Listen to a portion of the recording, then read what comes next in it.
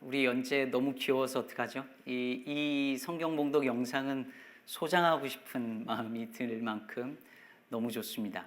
오늘이 Father's Day인데요. 아빠와 딸이 함께 성경 봉독을 하는 것을 보니까 너무 보기 좋고 또 그냥 보고 듣기만 해도 은혜가 됩니다. 너무 고맙습니다.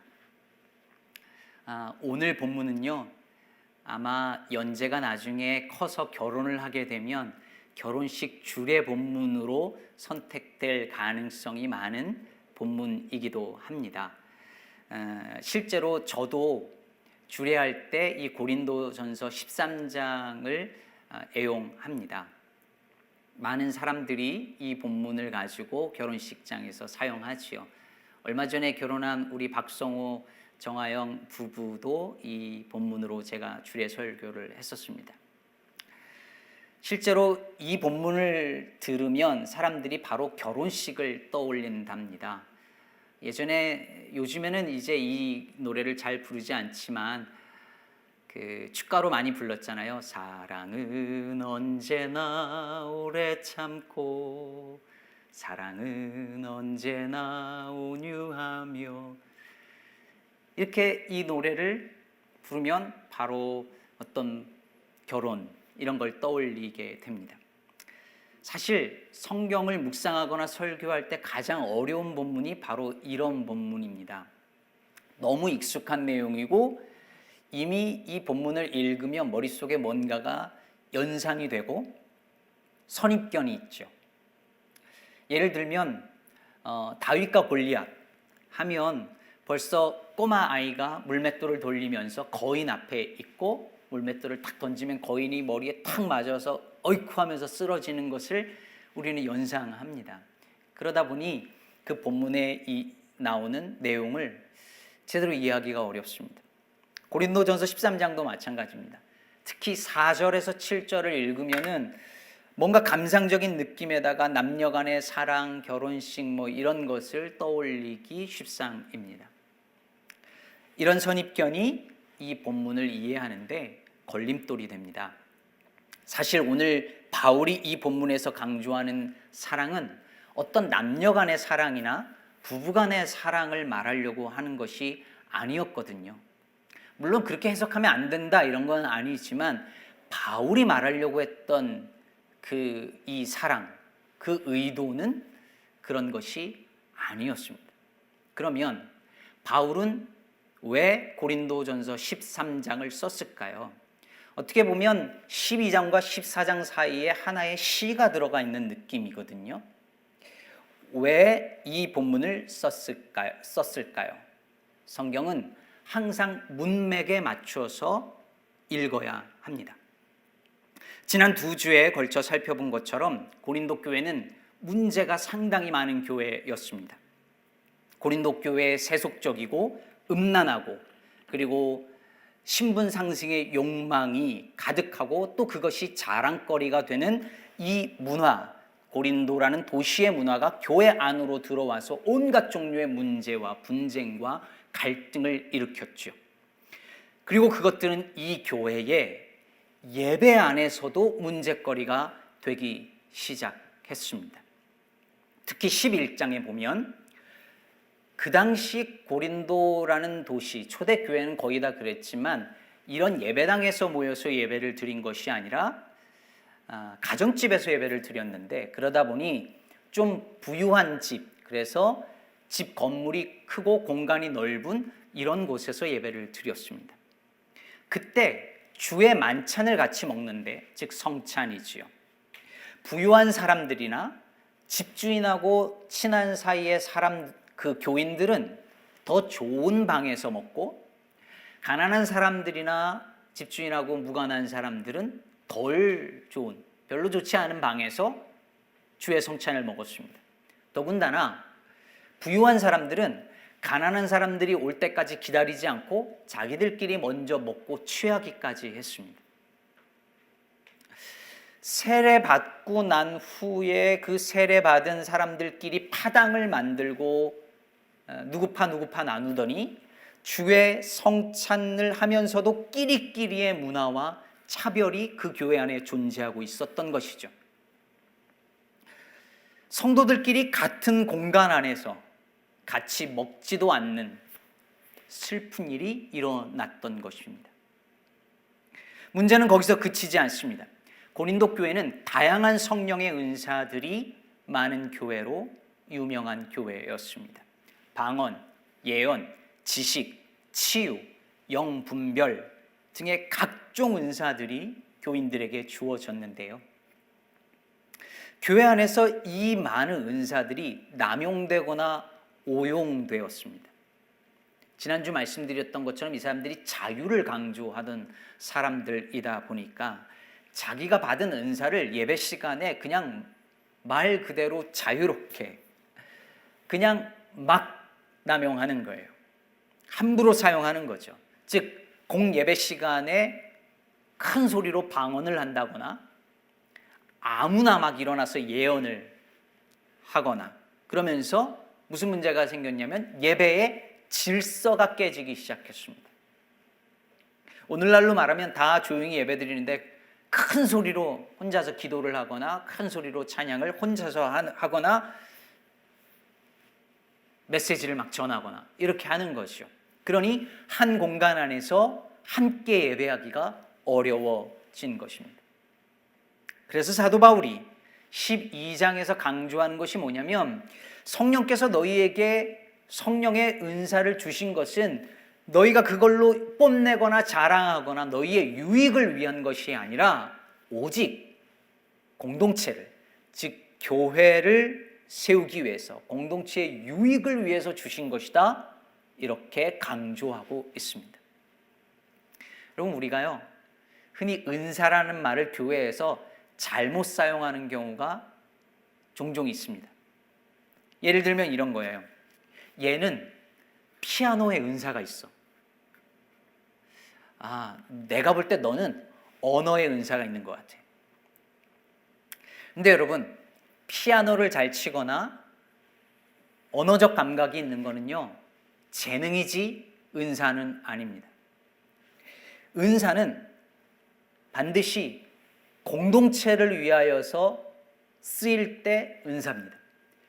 공동의 유익을 위하여 교회를 세우기 위하여 공동체의 유익을 위하여 사용될 때만이 그게 은사예요. 피아노를 잘 치는 건 그냥 재능인데 그걸 가지고 예배를 섬긴다면 그건 은사가 되는 거죠. 언어적 감각이 있다는 건 그냥 말을 잘 하거나 글을 잘 쓰는 재능인데 그걸 가지고 학생들을 가르치거나 누군가를 상담하고 위로한다면 그건 은사가 되는 거죠. 우리 전혜영 집사님 목소리가 참 좋으시잖아요. 재능이죠. 근데 그걸 저희 지금 광고 시간에 예배를 돕기 위하여 쓰기 때문에 은사가 되는 거예요. 즉 공동체의 유익을 위하여 쓰이지 않는다면 아무리 탁월해도 은사라고 할 수 없습니다. 왜 그럴까요? 그 은사는 그러라고 주신 것이니까요. 그런데 고린도 교회 성도들은 그 은사를 가지고 오히려 자기를 뽐내고 내가 가진 은사가 남이 가진 것보다 더 우월하다라고 주장하고 그러다 보니 예배와 교회의 질서가 깨어지는 일들이 일어난 것입니다. 은사가 은사로서 사용되지 못한 것이죠. 자, 이것이 바로 바울이 고린도전서 13장을 쓰게 된 배경이었습니다. 여기에 무슨 남녀간의 사랑이나 센티멘탈한 그런 분위기가 있는 게 아니었습니다. 바울이 볼 때 고린도 교회 성도들은 열심도 출중하고 지식도 많고 각종 은사도 풍부한데 교회의 문제가 끊이지 않고 분열과 분쟁을 거듭했습니다. 그런데 그 이유는 바울이 볼 때 그런 이유는 단 한 가지였습니다. 다 있는데 사랑이 없기 때문이었습니다. 그래서 1절에 보면 바울이 이렇게 말하죠. 내가 사람의 방언과 천사의 말을 할지라도 사랑이 없으면 소리나는 구리와 울리는 꽹가리가 되고. 그럼 당시 고린도 교회 성도들은요, 방언으로 말하는 것이 어떤 천상의 세계에 가까워진 것이라고 생각했습니다. 천사들이 하는 말, 즉 천상의 존재들이 하는 말을 자기가 하고 있다라고 생각을 한 것이지요. 그래서 예배 시간에 방언을 하면서 자신이 얼마나 신령한지를 보이는 거예요. 제가 처음 방언을 했을 때도요, 방언으로 기도하는 걸 좋아해서 다 같이 기도할 때면 꼭 방언으로 기도하곤 했습니다. 근데 나중에 알게 됐어요. 방언은 혼자 할 때 유익한 거라고. 근데 이 교인들은 막 일어나서 서로 방언을 한 거예요. 그런데 바울이 그들을 향해서 뭐라고 하냐면, 아무리 천사의 말을 한다고 할지라도 사랑이 없으면 그건 소리나는 구리와 울리는 꽹가리와 같다, 이러는 거예요. 여러분, 당시 고린도는 노쇠와 청동 산업으로 로마 제국 안에서 유명한 도시였습니다. 부유한 로마의 사람들은 고린도산 청동을 수집하기도 했다고 역사가들이 말을 할 정도였습니다. 오랫동안 중동에서 직접 살면서 가르쳤던 케네스 베일리라고 하는 선교사이자 학자가 지금 현재 시리아의 알레포에 가서 지금도 존재하는 이 청동 제품 시장에 간 경험을 책에 썼는데요. 그 시장에 가면 한 200여 명의 직공들이 쫙 앉아가지고 굴이나 노쇠를 망치로 두들겨서 가정용품을 만든답니다. 근데 이 굴이나 노쇠를 망치로 두드리는 소리가 얼마나 큰지 귀가 먹먹할 정도랍니다. 케네스 베일리가 뭐라고 그랬냐면, 바울이 천막 고치는 일을 했기 때문에 늘 시장통을 왔다 갔다 했을 것이고, 그 구리, 노쇠 만드는 그 소리들을 늘 들었을 거라고 추측이지만 꽤 설득력 있는 추측을 합니다. 이렇게 만들어진 물품 중에 뭐가 있냐면 소리나는 구리와 울리는 꽹가리가 있었던 거죠. 여기서 소리나는 구리는 이 울림, 즉 공명을 통해서 소리를 내는 일종의 청동으로 만든 확성장치 비슷한 거였다라고 해요. 확신하진 않지만 꽹가리는 일종의 심벌지죠. 근데 이거는 어디에서 주로 사용했냐면 이교도들이 광신적인 예배를 드릴 때 사용했답니다. 그러니까 이 모든 걸 생각해 보세요. 굉장히 시끄러운 소음과 잡음을 울리는 이미지인 거죠. 그렇다면 바울이 말하고자 하는 게 뭘까요? 아무리 방언을 하고 천사의 소리를 낼지라도 사랑이 없으면 그건 시끄러운 소음과 잡음에 불과하다는 것입니다. 가끔 교회에서 이런 마이크를 사용하다 보면 하울링이라는 게 생깁니다. 일종의 잡음이죠. 기타 잡음들이 생길 때가 있어요. 근데 잡음이 있으면 본래 전하려고 하는 소리를 제대로 전달하기가 어렵습니다. 잡음이 본래 소리의 전달을 방해해버리는 거죠. 그런데 여러분, 사랑이 없으면 그렇다는 거예요. 아무리 설교를 잘하고 기도를 기가 막히게 은혜롭게 해도 사랑이 없으면 그건 소음이고 잡음일 뿐만 아니라 그 소음과 잡음이 복음의 원음을 방해한다는 거예요. 복음의 원음이 전달되는 것을 그 사랑 없는 기도와 사랑 없는 설교와 사랑 없는 모든 말과 행동이 방해하고 전달을 가로막는다는 것이죠. 이걸 반대로 생각해 보면 복음이 복음으로 제대로 들리려면은 반드시 거기에 사랑이 있어야 한다는 말일 것입니다. 바울이 그래서 이렇게 이어서 또 말합니다. 내가 예언하는 능력이 있어 모든 비밀과 모든 지식을 알고 또 산을 옮길 만한 모든 믿음이 있을지라도 사랑이 없으면 내가 아무것도 아니요 내가 내게 있는 모든 것으로 구제하고 또 내 몸을 불사르게 내줄지라도 사랑이 없으면 내게 아무 유익이 없느니라. 이 당시에는 천상계의 비밀을 아는 것, 그 지식을 굉장히 중요하게 여겼습니다.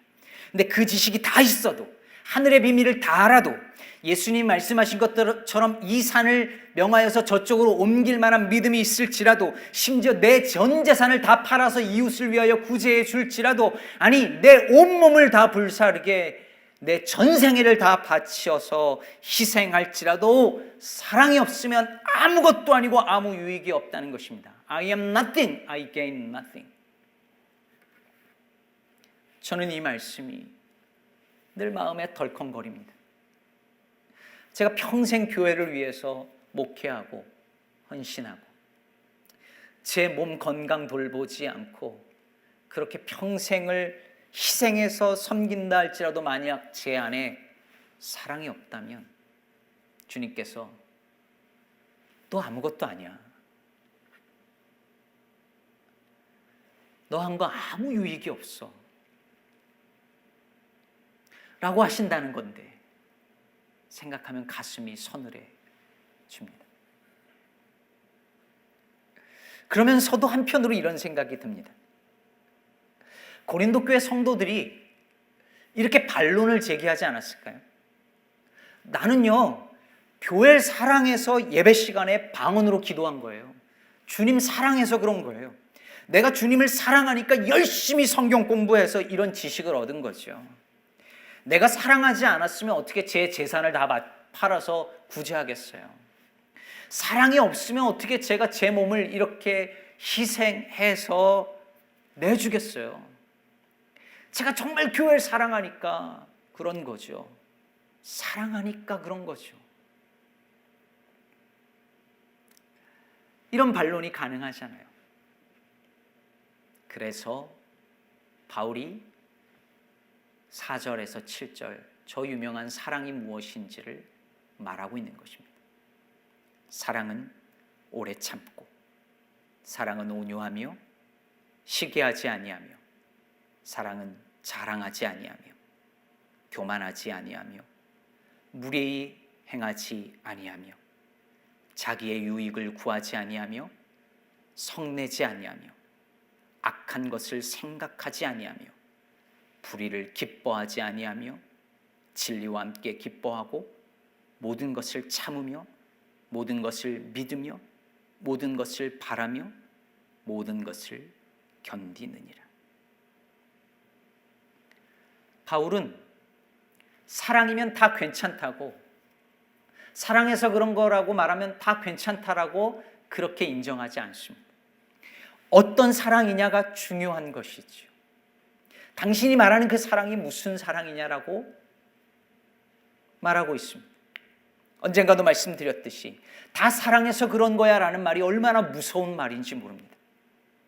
부모가 자식에게 해서는 안 될 말과 행동을 하고서는 다 사랑해서 그렇답니다. 내가 사랑해서 그랬는데, 내가 널 어떻게 키웠는데. 남편이 아내를 때리고서도 사랑해서 그렇답니다. 교회에서 싸우는 사람들도 다 교회를 사랑해서 그렇답니다. 맨날 좌와 우로 갈라져서 이념 갈등하는 사람들도 다 나라를 사랑해서 그렇답니다. 이번 주에 6.25가 있는데요, 교회에서 그렇게 원수 사랑 얘기하다가도 북한 얘기만 나오면 적군 대하듯이 합니다. 그런 이들에게 바울이 말하는 것입니다. 사랑은 참는 것이고 온유하고 친절한 것이며 무례하게 행하지 않는 것이며 불의를 기뻐하기보다 진리를 기뻐하는 것입니다. 어떤 사랑이냐가 중요하다는 것이죠. 아니, 사랑이 무엇인지를 바르게 알아야 한다는 것입니다. 자기 전 재산 다 바쳐 구제하고 온 생애를 다 불살라서 누군가를 위해서 내어줄지라도 사랑 없이도 그렇게 할 수 있다는 것이죠. 자기 명예나 의의를 위해서 그렇게 할 수 있고, 아니면 분노나 시기심에 기초해서 그렇게 할 수도 있다는 말입니다. 결국 어떤 일을 하더라도 아무리 그것이 선해 보이고 옳아 보이는 일이라 할지라도 그것의 동기가 사랑인지 살펴보아야 합니다. 사랑에서 출발한 일인지, 사랑을 위한 일인지, 사랑으로 행하고 있는 일인지, 아니면 다른 사심이나 다른 유익이 있어서인지 늘 언제나 자기를 살펴야 합니다. 그런데요, 이게 쉽지 않습니다. 우리는 사랑하기도 어렵지만 아무 조건이나 아무 유익 없이 사랑하는 것은 정말 어렵습니다. 얻을 것이 없는데 사랑하고, 돌아오는 것이 내가 준 사랑이 아니라 칼이 되어서 돌아온다고 해도 여전히 사랑하고, 아니 내게 돌아올 것이 하나도 없는데 사랑한다는 것은 정말 불가능해 보입니다. 오늘 바울이 이야기한 어떤 것도 정말 제대로 사랑하기 어렵습니다. 우리는 어떻게 이런 사랑을 할 수 있을까요? 지난주에 한국의 한 라디오 프로그램을 듣는데요, 거기에 강연을 한국에서 제일 잘하는 강사 중에 한 명이라고 알려진 김창옥 대표라는 분이 나왔습니다. 아마 아시는 분들 있을 거예요. 유튜브에서 아주 유명하죠. 그분이 그 자리에서 한 청취자의 상담을 받았는데요, 내용이 이랬습니다. 퇴직 후에 집에만 있는 남편이 얄미워요, 이런 거였어요. 맨날 집에만 있는 거예요. 요즘 코로나 때문에 집에만 있는 남편들 너무 얄밉다, 뭐 이런 얘기 하는 거죠. 그 안에 막 트러블이 생기잖아요. 그때 김창옥 이 대표의 대답이 이랬습니다. 내 마음의 공간이 넓으면 누군가 같은 공간에 있는 게 덜 불편하대요. 근데 내 마음의 공간이 좁으면 누군가와 한 공간에 있는 게 너무 불편한 거예요. 여러분, 부부간에도 내 마음의 공간이 좁아지면 남편 숨 쉬는 소리도 듣기 싫고, 같은 침대 안에도 있는 게 싫고, 같은 집안에 있는 거 못 견디고 막 그런 일 생기잖아요. 가족 안에도 그렇잖아요. 근데 원인을 이야기하는데 가만히 들어보니 맞아요. 내 마음의 공간이 좁아지면 그렇게 되더라고요. 마음의 공간이 있으면 그 표현을 쓰더라고요. 남편이 덜 걸그적거린다고. 그런데 그럼 그 공간을 어떻게 만드느냐? 어떻게 내 마음의 공간을 만드느냐? 이럴 때 이분이 그 얘기를 해요. 여러분, 우리나라의 사진작가 중에 그 배병우 선생이라는 분이 있거든요. 이분이 유명한 이유가 뭐냐면 이분이 소나무 사진을 기가 막히게 찍어서 그걸로 유명한 분이에요. 근데 이분이 소나무 사진을 항상 새벽에 찍으세요. 왜 새벽에 찍느냐고 물었더니 이렇게 답을 하더랍니다. 빛이 시작되면 공간이 열린답니다.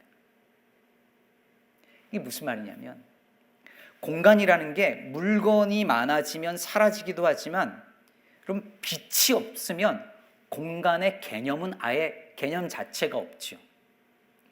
근데 빛이 들어오면 공간이 열리는 거예요. 그러면 마음의 공간을 여는 그 빛이 뭘까요? 이 김창옥 대표는 그게 어떤 진리나 어떤 종교나 어떤 깨달음이라는 거예요. 하고 그런 깨달음이 오는 순간에 마음에 빛이 임하면서 공간이 열린다는 거죠. 저는 그런데 그 이야기를 들으면서 생각했습니다. 그 빛이 바로 사랑이겠구나. 진짜 사랑의 빛이 들어올 때, 진짜 사랑의 빛이 들어올 때 마음의 공간이 생기고, 마음의 공간이 생긴 사람은 얄미워 보이던 다른 누군가와도 한 공간 안에서 더불어 사랑하며 잘 살 수 있구나 깨닫게 되었습니다. 여러분, 고린도 교회 성도들이 왜 한 공동체 안에서 서로를 용납하지 못하고 분쟁을 거듭했을까요? 왜 한 공간 안에서 함께 먹지 못했을까요? 왜 한 공간 안에서 예배를 드리는 것이 곤욕이 되었을까요? 예수님의 사랑으로 자기 마음의 공간을 넓히는 것이 아니라 자신의 세상적인 영향력이나 어떤 영적 능력을 나타내 보이는 것으로 그 교회 안에서 자신의 공간을 확보하려고 했기 때문이지요. 조건 없이 사랑하시는 그분의 사랑을 있는 모습 그대로 받아들이는 것이 아니라 자신들의 은사나 열심을 통해서 자신이 사랑받을 만한 존재라는 것을 증명하려고 했던 것입니다. 코로나19 이후로 예배당이 좁은 교회가 더 힘들어진다라고 말을 합니다.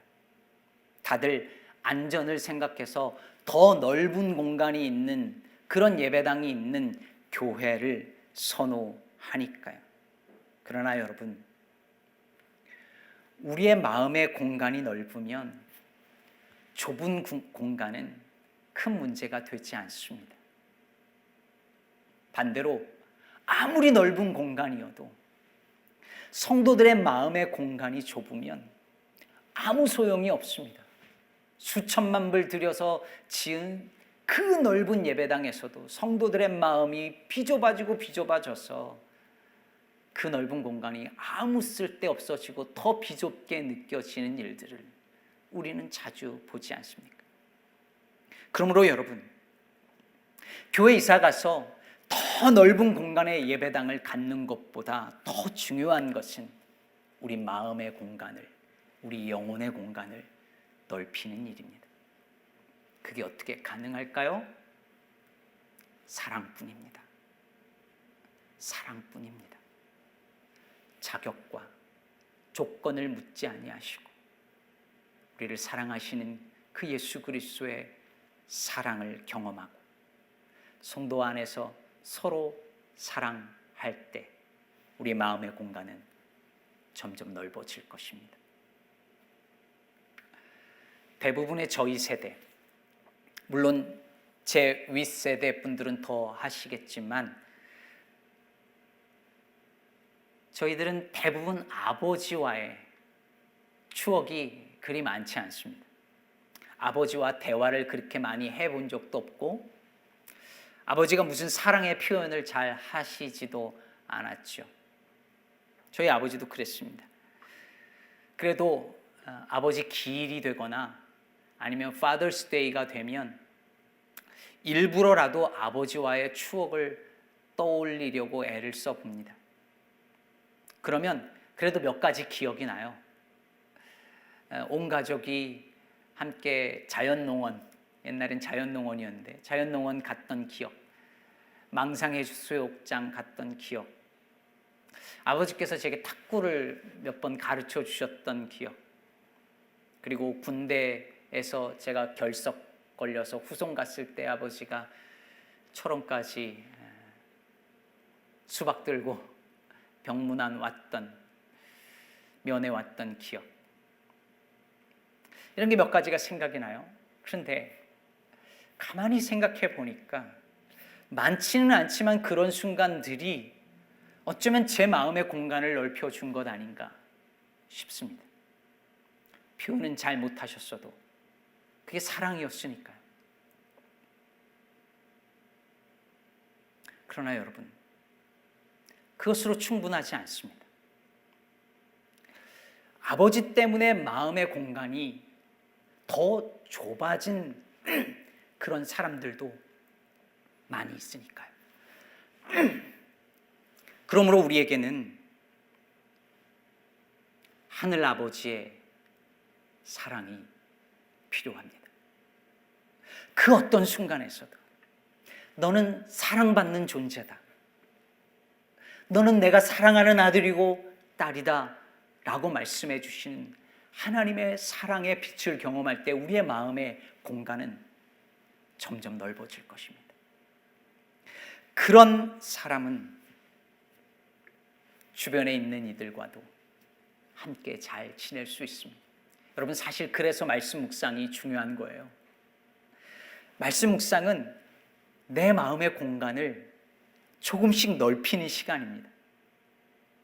말씀 속에서 하나님의 그 깊고 넓은 사랑의 빛을 경험할 때에 우리 영혼의 공간이 넓어지고, 그럴 때 우리는 다른 사람과도 한 공간에서, 한 지역 안에서, 한 공동체 안에서 잘 지낼 수 있습니다. 그런 가정, 그런 공동체에는 누가 와도 괜찮은 것이죠. 말씀을 맺겠습니다. 사랑하는 여러분, 13절에서요 바울이 이렇게 말하죠. 믿음과 소망과 사랑은 항상 있을 것인데 그 중에 제일은 뭐라고요? 사랑입니다. 여러분, 근데 왜 믿음과 소망과 사랑 중에 제일이 사랑일까요? 영어권 찬송 중에 이런 찬송이 있답니다. 믿음은 실체가 되어 사라지고, 소망은 기쁨이 되어 비워지고, 사랑은 하늘에서 더 밝게 빛나리라. 믿음은 우리가 믿는 그 실체가 되면, 그게 오면 사라질 것이고, 소망은 그날이 오면 더 소망할 것이 없어지니까 비워지고, 그러나 사랑은 더 영원히 계속될 것이라는 말이죠. 그러니 사랑이 제일이라는 것입니다. 사랑하는 성도 여러분, 이 영원한 사랑이 저와 여러분 안에 가득하기를 소원합니다. 우리 기쁨의 교회가 돈이나 사람의 수만으로 공간을 넓히는 것이 아니라 사랑으로 공간이 넓어지는 교회가 되었으면 좋겠습니다. 아무리 신령한 예배를 드리고, 아무리 구제 사역을 열심히 하고, 누군가를 돕는 일에 열심을 낼지라도 사랑이 없으면 아무것도 아닙니다. 아무 소용이 없습니다. 모든 것은 그날에 다 사라질 것이지만 사랑만큼은 영원히 남을 것입니다. 그러니 더욱 사랑하고 사랑받는 사랑의 공동체 되어서 이 땅에 있는 많은 이들과 함께 더불어 주님의 나라를 살아내는 저와 여러분, 우리 기쁨의 교회 되기를, 우리를 한없이 사랑하신 우리 주 예수 그리스도의 이름으로 축복합니다.